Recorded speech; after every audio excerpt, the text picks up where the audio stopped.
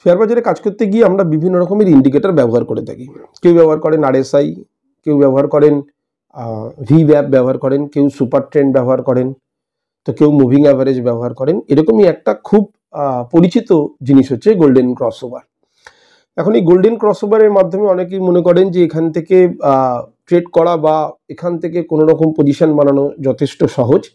আজকের এই ভিডিওতে আমরা আসল সত্যিটা জানবো যে গোল্ডেন ক্রসওভার কি সত্যিই লাভজনক। ভিডিও শুরু করবার আগে শুধু এইটুকু বলবো, ফিনোলজি বাংলাতে যারা নতুন আসছেন তারা প্লিজ চ্যানেলটাকে সাবস্ক্রাইব করে বেল আইকনটা দিয়ে রাখবেন। যখনই কোনো ভিডিও আমি পাবলিশ করব নোটিফিকেশন আপনাদের কাছে সঙ্গে সঙ্গে পৌঁছে যাবে। পুরনো যারা আছেন তারা লাইক শেয়ার কমেন্ট করে পাশে থাকবেন। আর শুরু করবার আগে একটা ছোট্ট ডিসক্লেমার, যে ফিনোলজি বাংলার মাধ্যম দিয়ে যে কটা জিনিস আপনাদেরকে শেখানো হয়, সেটা স্ট্র্যাটেজি হোক বা কোনো স্টকের নাম উল্লেখ করা হোক, সেটা কিন্তু সম্পূর্ণ এডুকেশনাল পারপাসেই বলা হয়।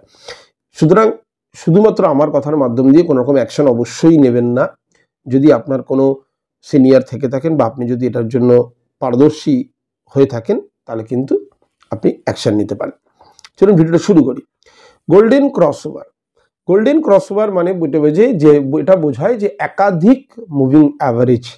এখন মুভিং অ্যাভারেজটা আমরা সবাই জানি, তবু ছোট্ট করে একটু বলে দিই।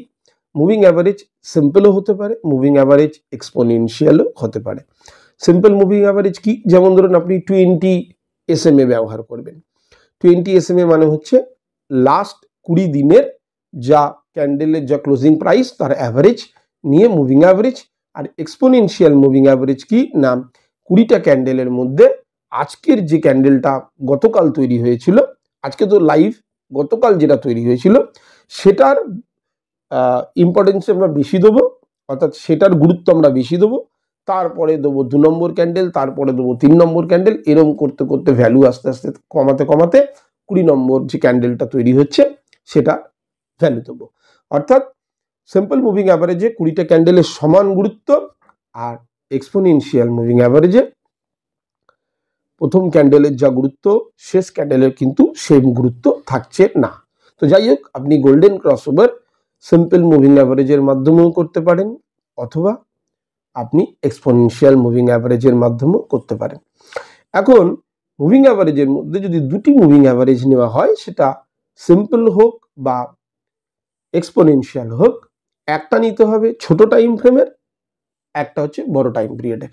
অর্থাৎ যদি আমি এরকম করি যে 20 EMA নেব, তাহলে আমি 50 EMA নিতে পারি। অথবা আমি যদি মনে করি 9 EMA নেব, তাহলে আমি 20 EMA নিতে পারি। অর্থাৎ যে কোনো একটা ছোট টাইম পিরিয়ডের আর একটা হচ্ছে বড় টাইম পিরিয়ডের। কারণ আমরা তো ক্রসওভার করব, যদি আমি একই টাইম ফ্রেমে নিয়ে নিই দুটো 20, তাহলে তো ওরা তো একই সঙ্গে যাবে। সুতরাং আমাকে একটা বড় টাইম পিরিয়ডের নিতে হবে, একটা ছোট টাইম পিরিয়ডের নিতে হবে। 29, 9, 5, 50, 20 এইভাবে আমরা কাজ করব, সেটা SMA হোক বা EMA। আপাতত ক্লিয়ার। এখন আমরা অনেকেই জানি, যখনই ছোট টাইম পিরিয়ডের মুভিং অ্যাভারেজটা বড় টাইম পিরিয়ডের মুভিং অ্যাভারেজকে তলার দিক থেকে ওপরের দিকে কেটে যাচ্ছে, তখন আমাদের কাছে অপরচুনিটি তৈরি হচ্ছে। ক্লিয়ার হয়ে গেল? কি বললাম না, যখন ছোট টাইম পিরিয়ডের কোনো মুভিং অ্যাভারেজ বড় টাইম পিরিয়ডের মুভিং অ্যাভারেজকে তলার দিক থেকে কাটছে, অর্থাৎ আমি যখন চার্টে দেখতে পাচ্ছি 50 EMA ওপরে আছে, 20 EMA নিচে আছে, এমন অবস্থায় যখন 20 EMA 50 EMA কে নিচ থেকে উপরের দিকে কাটছে, তখন আমার কাছে বাইং অপরচুনিটি তৈরি হচ্ছে। 2 নম্বর কি হচ্ছে, যখন আবার 20 EMA 50 EMA কে উপর থেকে নিচের দিকে কাটছে, তখন আমার কাছে এক্সিট করবার একটা জায়গা তৈরি হচ্ছে। তাহলে খুব সোজা।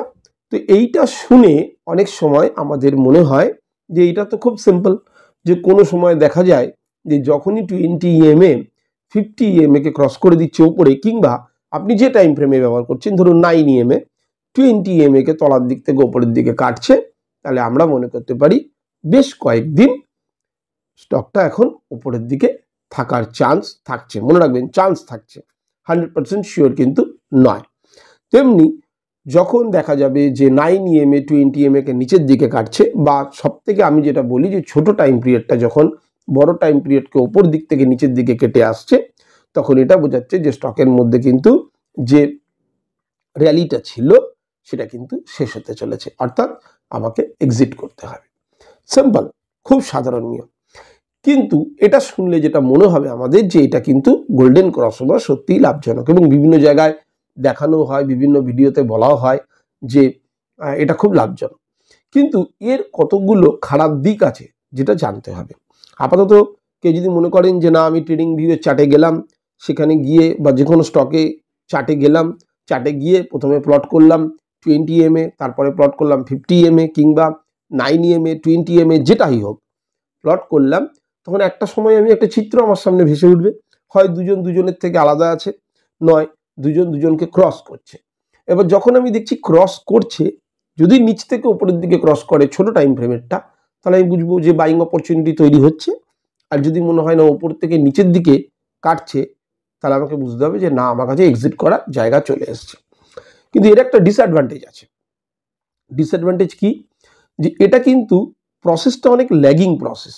এই কারণে যে দেখা যাবে যখন ছোট টাইম ফ্রেমের মুভিং অ্যাভারেজ বড় টাইম ফ্রেমের মুভিং অ্যাভারেজকে তলার দিক থেকে উপরের দিকে কাটছে, তার অনেক আগে থেকেই দেখবেন গ্রিন ক্যান্ডেল তৈরি হতে শুরু করে দিয়েছে।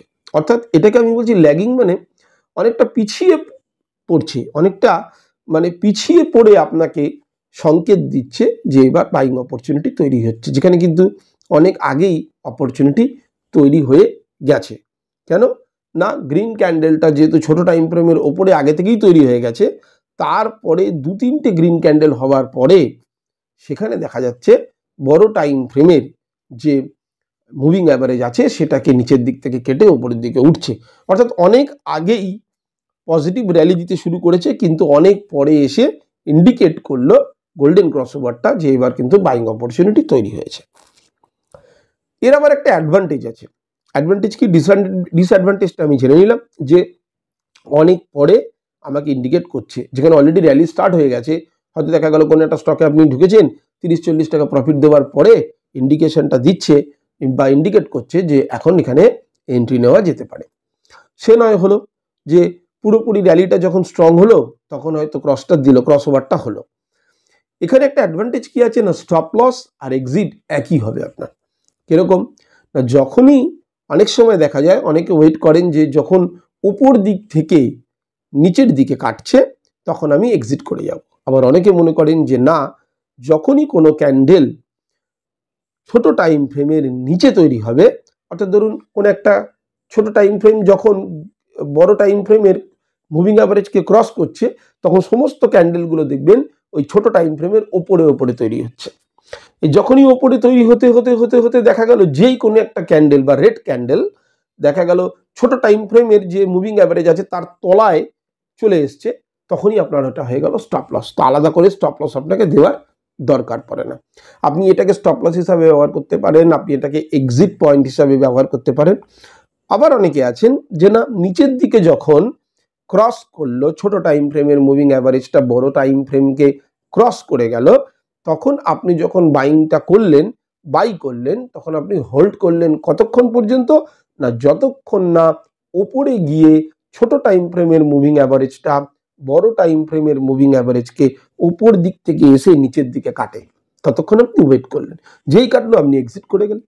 তার মানে দুটো এক্সিট পয়েন্ট আপনার কাছে হতে পারে। একটা হচ্ছে সমস্ত ক্যান্ডেল যখন ছোট টাইম ফ্রেমের ওপরে তৈরি হতে থাকবে, যেই কোনো একটা রেড ক্যান্ডেল ছোট টাইম ফ্রেমের নিচে তৈরি হবে, আপনি সেখান থেকে এক্সিট করে গেলেন বা স্টপ লস দিয়ে দিলেন বা এক্সিট করে গেলেন। অথবা আপনি আরেকটু ওয়েট করতে পারেন যে যখন ওপর থেকে ছোট টাইমের মুভিং অ্যাভারেজটা বড় টাইম ফ্রেমের মুভিং অ্যাভারেজকে কাটবে, ওপরের দিকে ক্রস করবে, নিচের দিকে একটা ক্রস করলো, ওপরের দিকে একটা ক্রস করলো, নিচের দিকে এন্ট্রি, ওপরের দিকে এক্সিট। এটা ফলো করলে ম্যাক্সিমাম টাইমে দেখা যাবে যে আপনি এখান থেকে আপনার কিন্তু গেইন করার চান্সেস থাকবে। কিন্তু আমি বারবার বলছি যে এখানে কিন্তু এন্ট্রি নেওয়ার সময় দেখবেন অনেকটা পিছিয়ে এন্ট্রি নিচ্ছেন। এর যেমন একটা ডিসঅ্যাডভান্টেজ আছে, একটা অ্যাডভান্টেজও আছে। ডিসঅ্যাডভান্টেজ কি না, দেখা গেল স্টকের দামটা 30-40 টাকা বেড়ে গেছে, তারপরে আপনাকে এন্ট্রি করবার ইন্ডিকেশনটা দিচ্ছে। কিন্তু এখানে আরেকটা জিনিস আছে, হতে পারে সেই ইন্ডিকেশনটা ফেক হতে পারতো যদি আগে দিত। দেখা গেল 20 টাকা বাড়ছে, তখন আপনি ঢুকে গেলেন, আর সেই সময় দেখা গেল আবার মার্কেটটা নিচের দিকে পড়ে গেল। তো এখানে যেহেতু অনেক উপরে গিয়ে ক্রসওভারটা দিচ্ছে, তার মানে কি হলো, ল্যাগিং হলেও এটা আপনাকে ইন্ডিকেট করছে যে র্যালিটা কিন্তু পজিটিভ আছে। যেহেতু 2-3টে ক্যান্ডেল তৈরি হওয়ার পরে গিয়ে ক্রসওভারটা হচ্ছে, তার মানে এটা কিন্তু পজিটিভ সাইন। এবার যখন আপনি এখানে এন্ট্রি নিলেন, পজিটিভ র্যালির চান্স কিন্তু অনেক বেড়ে যায়, কারণ তখন দেখা গেল 3-4টে ক্যান্ডেল হয়ে যাওয়ার পর যখন এটা উপরের দিকে যাচ্ছে, তার মানে এ অনেক স্ট্রং আছে। তা গোল্ডেন ক্রসওভার মোটামুটি আমরা বুঝে গেলাম, কিন্তু একটা জিনিস খেয়াল রাখতে হবে, যে কোনো জিনিস সে এন্ট্রি করবার আগে মাথায় রাখতে হবে যে আমার ট্রেন্ড কি বলছে। এখন দেখা গেল আপনি নিচের দিকে থেকে যখন ছোট টাইম ফ্রেমের মুভিং অ্যাভারেজ, ভালো করে বুঝে নিন, ছোট টাইম ফ্রেমের মুভিং অ্যাভারেজ নিচের থেকে যখন উপরের দিকে যাচ্ছে, তখন আপনাকে দেখে নিতে হবে ট্রেন্ড কি বলছে। যদি ডাউন ট্রেন্ড থাকে তাহলে কিন্তু আপনি ট্র্যাপে পড়ে যাবেন। সুতরাং সমস্ত কাজ কিন্তু আমাকে করতে হবে ট্রেন্ড যদি পজিটিভ থাকে। নেগেটিভ ট্রেন্ডে কোনো কাজ করতে যাবেন না। নেগেটিভ ট্রেন্ডে কোনো ইন্ডিকেটরই ভালোভাবে কাজ করবে না। পজিটিভ ট্রেন্ডে যখন আপনি গোল্ডেন ক্রসওভারকে ফলো করবেন, তখন দেখবেন ম্যাক্সিমাম ক্ষেত্রে আপনার সঙ্গে মিলে যাচ্ছে। কিন্তু যখনই দেখবেন আপনি নিচের দিকে এলেও তো কোনো না কোনো সময় দেখা যাবে ছোট টাইম ফ্রেমের মুভিং অ্যাভারেজ বড় টাইম ফ্রেমের মুভিং অ্যাভারেজকে তলার দিক থেকে কাটছে, সেই সময় ট্রেন্ড অবশ্যই ফলো করতে হবে। যদি দেখা যায় পজিটিভ ট্রেন্ড থাকছে, তাহলে কিন্তু আপনারও মনে হবে বা আপনি ঠিকঠাক জায়গায় এন্ট্রি নিচ্ছেন, যে এই র্যালিটা কিন্তু বজায় থাকবে। কিন্তু যদি দেখা যায় না ট্রেন্ড নেগেটিভ আছে, কিন্তু আপনাকে ক্রসওভার দিয়েছে, তাহলে আপনি ট্রেন্ডটা ফলো করেননি, যে ডাউন ট্রেন্ডে আছে। আপনি যখনই ওখানে এন্ট্রি নিলেন, হতে পারে একটা ক্যান্ডেল পজিটিভ হয়ে যাওয়ার পরে আবার উপর থেকে নিচের দিকে কেটে দিল। অর্থাৎ নিচে কাটা আর উপরে ক্রস করা, নিচে ক্রস করা উপরে ক্রস করা খুব ফ্রিকুয়েন্ট হয়ে গেল। তাহলে আপনি বেশি প্রফিট তো পেলেনই না, অনেক সময় দেখা গেল আপনার লসের সম্মুখীনও হতে পারে। তাই গোল্ডেন ক্রসওভার এফেক্টিভ, কিন্তু পজিটিভ ট্রেন্ডে। ট্রেন্ড আর পালস বরাবরই বলে রেখেছি, আগে যে কোনো স্টক হোক বা যে কোনো ইন্ডেক্সে যখনই কাজ করতে যাচ্ছেন, তখন কিন্তু ট্রেন্ডটাকে ধরবার চেষ্টা করুন।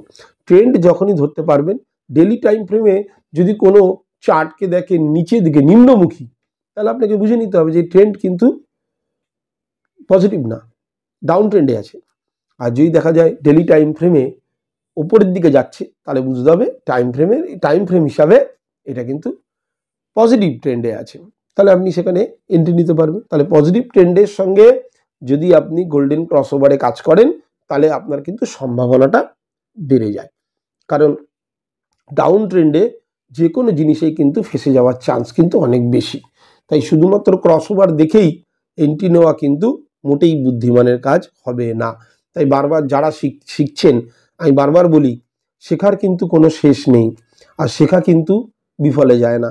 আপনি যদি সত্যি ভালোভাবে শিখতে চান, ভালোভাবে আমার ভিডিওগুলোকে ভালোভাবে দেখুন, বারবার দেখুন, কথাগুলোকে বারবার শুনুন, পজ করে করে শুনুন, যা বললাম নিজে খাতা কলম নিয়ে বসুন, এঁকে দেখুন যে নিচের দিকে একটা ক্রসওভার করে উপরের দিকে ক্রসওভার করুন, তাহলে কিন্তু আপনি মোটামুটি একটা জায়গায় পৌঁছতে পারবেন। কারণ যত বেশি প্র্যাকটিস করবেন, তত বেশি আপনি স্বাবলম্বী হবেন কাজটা করবার জন্য, দক্ষতা বাড়বে আপনার।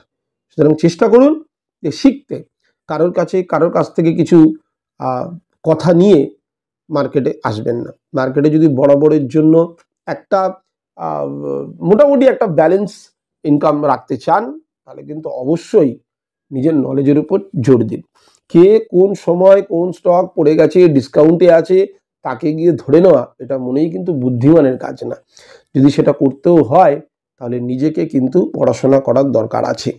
আজকে যারা বিভিন্ন জায়গায় লেভেল নিয়ে আলোচনা করে, সত্যি দেখুন তো, লেভেল পড়ে যাওয়ার পর লেভেল নিয়ে আলোচনা করাটা খুব সহজ। এটার মধ্যে কোনো বিশেষ দক্ষতা লাগে না। এখানে বসে আমি যদি বলে দিই যে আজকে এই লেভেলটা পড়ে গেল তো সবাই দেখতে পাচ্ছে, আমিও দেখতে পাচ্ছি, আপনিও দেখতে পাচ্ছেন।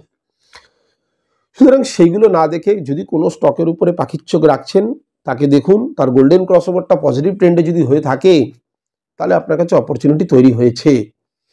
আর যদি গোল্ডেন অপরচুনিটি তৈরি হয়েছে এবং আপনি সেটাতে ঢুকছেন, তাহলে অপেক্ষা করুন ওপরের দিকে কখন কোন একটা রেড ক্যান্ডেল ছোট টাইম ফ্রেমের মুভিং অ্যাভারেজকে কাটছে কিনা। আর বারবার বলছি, মুভিং অ্যাভারেজ যে কোনো কিছু হতে পারে, SMA হতে পারে বা EMA হতে পারে, এটা কিন্তু কোনো ম্যাটার করে না। আজকের জন্য এতটুকুই। গোল্ডেন ক্রসওভার নিয়ে অনেকে ভিডিও বানাতে বলেছিলেন, আমি বানিয়ে দিলাম। শুধুমাত্র নিজেদের প্র্যাকটিসটা বজায় রাখবেন, দেখবেন অনায়াসে আপনারা পারবেন। আবার দেখা হবে। আজকে ভিডিও এইটুকুই। কালকে একটা নতুন টপিক নিয়ে আপনাদের সঙ্গে আসব। আপনারা যত বেশি প্র্যাকটিস করবেন তত বেশি জানবেন। একটা সময় আসবে দেখবেন আপনারা নিজেরাই আমাকে কমেন্ট বক্সে জানাবেন যে কে কতটা পারদর্শিতার সঙ্গে কাজ করতে চাইছেন। আগেই লাভের কথা ভাববেন না, আগে চিন্তা করুন নলেজ। যখনই শুরুতে নলেজ নিয়ে নেবেন পরবর্তীকালে প্রফিটে থাকবেন। যখন মনে করবেন আমি শুরুতে সব জেনে গেছি, পরবর্তীতে লসেই থাকবেন, আলটিমেটলি লসেই থাকবেন। চলুন, পুরো ভিডিও দেখার জন্য আজকে অসংখ্য ধন্যবাদ। আবার দেখা হবে আগামীকাল। নমস্কার।